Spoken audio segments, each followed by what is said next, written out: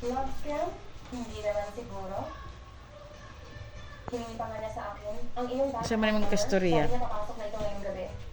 Dagong problema. Talagang ibibigay mo pa. Sa imong problema? Ang ng bangko ko. Sa Wala, ibang wala. tao?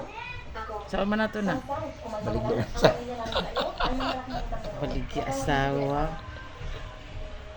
Ika pa konta na lang ka. Pa-adapt na ka dito sa imong mga anak. Ulit lang ko sa amo.